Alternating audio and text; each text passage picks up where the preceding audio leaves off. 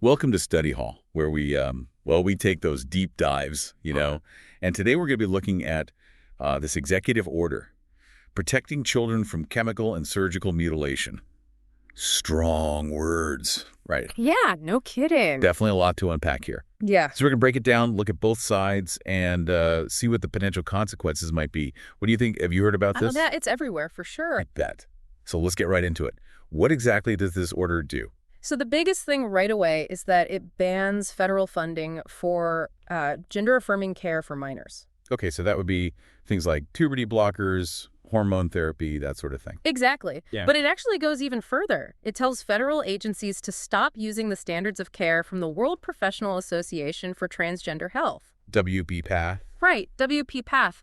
They're the leaders in this field, and most medical professionals accept their guidelines. So this is going against what most doctors are saying. Basically, yeah. And there's more. It aims to maybe even change the way gender identity is classified medically.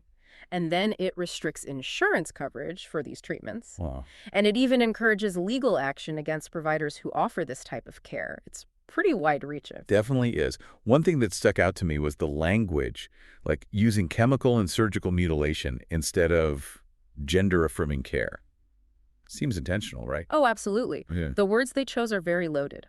Mutilation is a very strong word. It's clearly meant to make people think these medical interventions are automatically bad and abusive. Right. It's the total opposite of how groups like the American Academy of Pediatrics talk about it, right? Exactly. They use terms like medically necessary and say it's evidence-based in certain cases. Okay, so you had the administration on one side and these major medical organizations on the other. Let's look closer at the arguments for this order.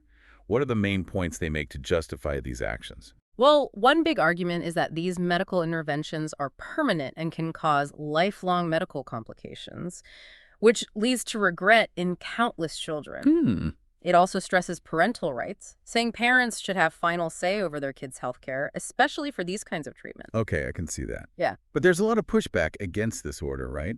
What are the main arguments against it? People who oppose it say the order is based on misinformation and they're just picking and choosing the data they want to use. The American Academy of Pediatrics, for example, they cite tons of studies that show the benefits of gender-affirming care for transgender youth. Things like better mental health and lower suicide rates. Cites. They stress that these treatments are carefully considered, often involving a whole team of medical and mental health professionals. It's not a decision anyone takes lightly. Right. And they argue that by denying access to this essential care, the order puts transgender youth at risk. And it could even damage the trust between young people and their healthcare providers, which is, a big deal. So you have these two very different sides. One emphasizes potential harm and parental rights, while the other focuses on medical consensus and what's best for transgender youth. How do we, as people trying to be informed, how do we even begin to sort through all this? It's a tough question, honestly. A good place to start is by looking at the evidence each side presents. What studies do they use? Who are the experts they're relying on? And what are their credentials and potential biases? Right? Makes sense. It's not just about the science either, is it? This has huge ethical and social implications, too. Absolutely. We have to think about the rights and autonomy of transgender youth, the role of parents in these decisions, and the potential impact of the government getting involved in such a sensitive area. For sure. Let's dig into this claim that countless children regret transitioning. Is there any data to back that up? Actually, studies show that the number of people who regret gender-affirming care is incredibly low, like less than 1% usually. Wow, that's tiny. Yeah, and that's across the board, from puberty blockers to surgery. The order doesn't give any specific data for its claims, so we have to be careful with those broad statements. It sounds like they're using data selectively to fit their agenda. Yeah, a lot of critics have pointed that out. They say the order cherry-picks information that supports its narrative while ignoring or downplaying evidence that contradicts it. It's interesting that they focus so heavily on the possibility of regret.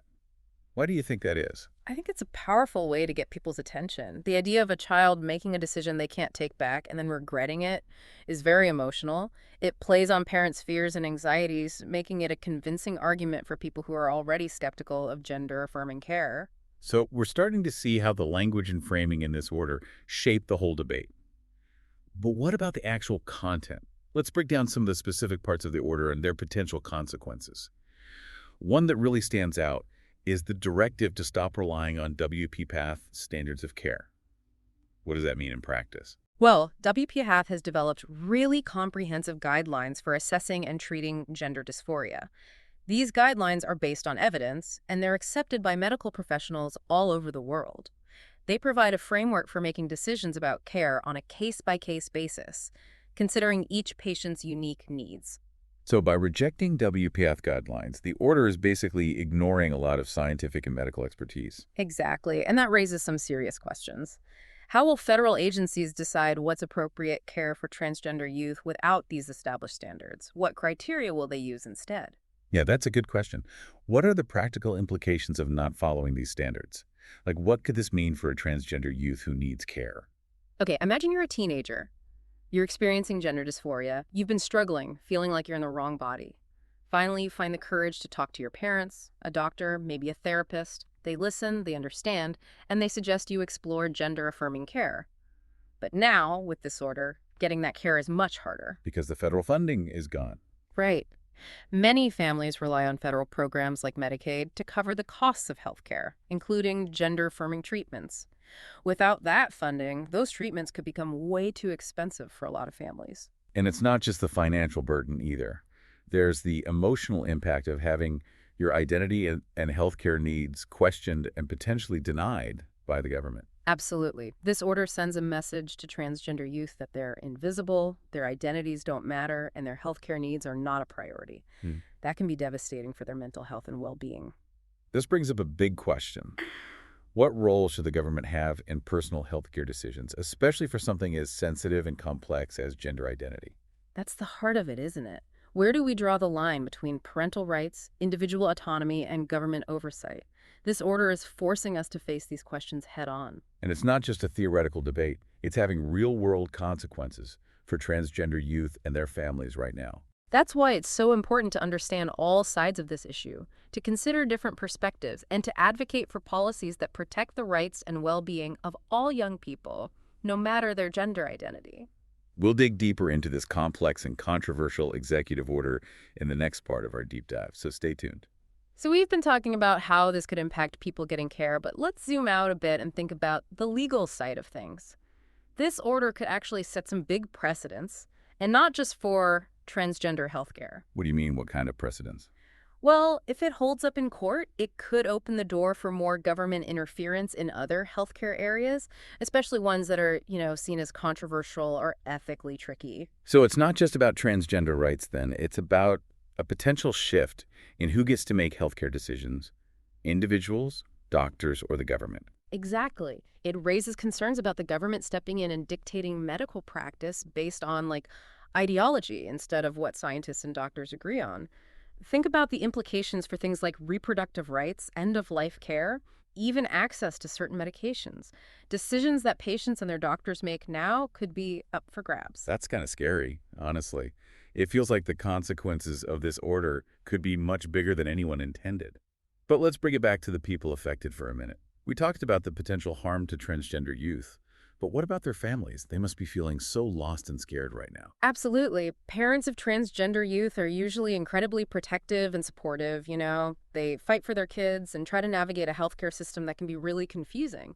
This executive order just adds a whole new layer of stress and worry for them on top of all the social stigma and discrimination they already face. Imagine you're a parent. You've been working with doctors to get your kid gender-affirming care. You believe you're doing the best thing for them. And then, bam, the government swoops in and says, nope, we don't like this. You can't do it anymore. That would feel like a punch in the gut. It's a really awful situation. These families are being told that their choices, their kids' needs, and the advice from their healthcare providers are all wrong, basically. It creates this atmosphere of fear and suspicion, and it could really damage the trust between parents, kids, and doctors. And it's not just about getting medical treatment either. It's something much deeper. You're right. This gets at the core of, self-determination, the right to make choices about your own body, and the right to just be who you are. This order is sending a message that being transgender isn't accepted or respected, making people feel like outsiders. And that can have a huge impact on mental health and well-being, both for transgender youth and their families. We know that transgender youth are already more likely to struggle with mental health, bullying, and suicide. Could this order make things even worse for them? Absolutely. When you tell a whole group of people that who they are is wrong, that their healthcare is just a political football and that no one really cares if they're okay, well, it creates a really hostile environment. And that can lead to more discrimination, more isolation, and more feelings of hopelessness, which all contribute to those mental health risks. So this order, which is supposed to be about protecting children, might actually be putting them in more danger.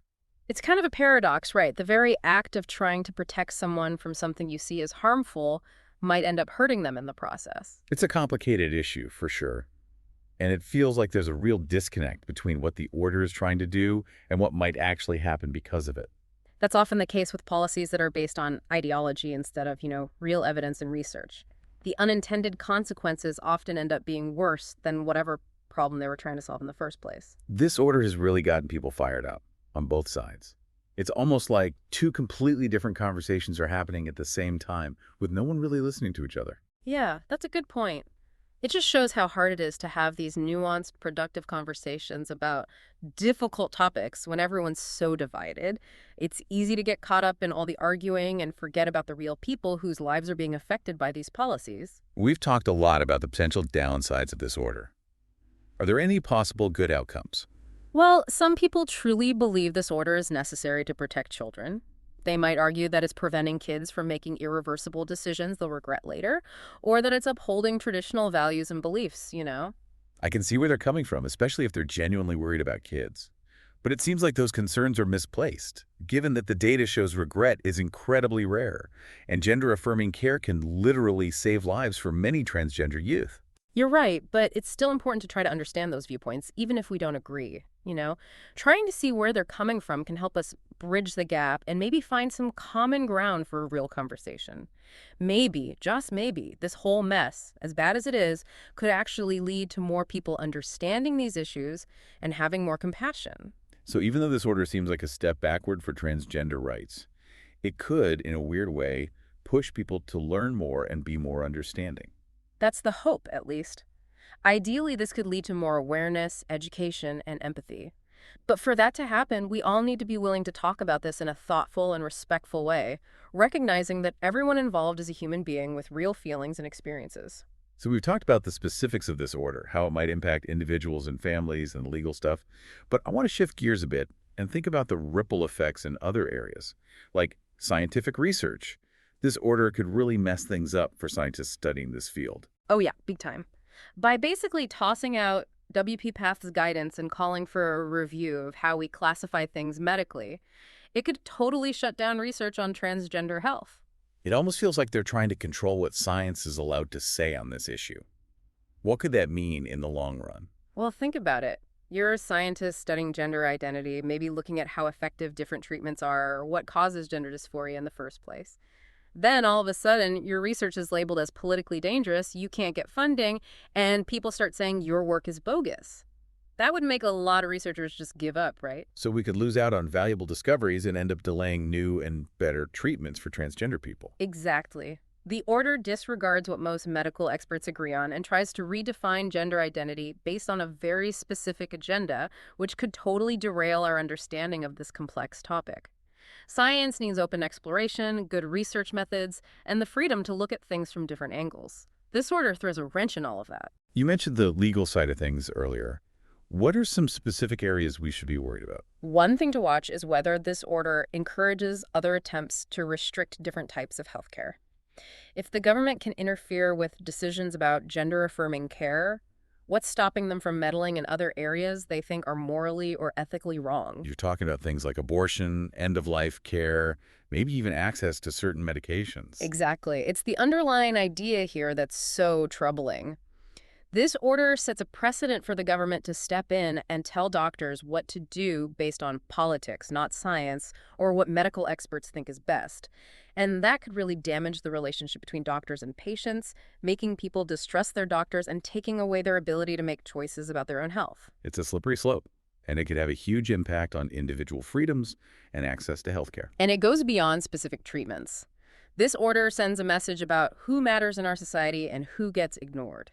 What kind of message does it send to transgender youth, their families, and the whole LGBTQ+ community. A message that they don't belong, that their experiences aren't real. By denying them access to essential care and saying their identities are wrong, we're telling them they're not important, their needs don't matter, and their voices don't count. And that can really hurt their self-esteem, mental health, and ability to just live a good life. It's important to see how this order could make existing inequalities and prejudices even worse.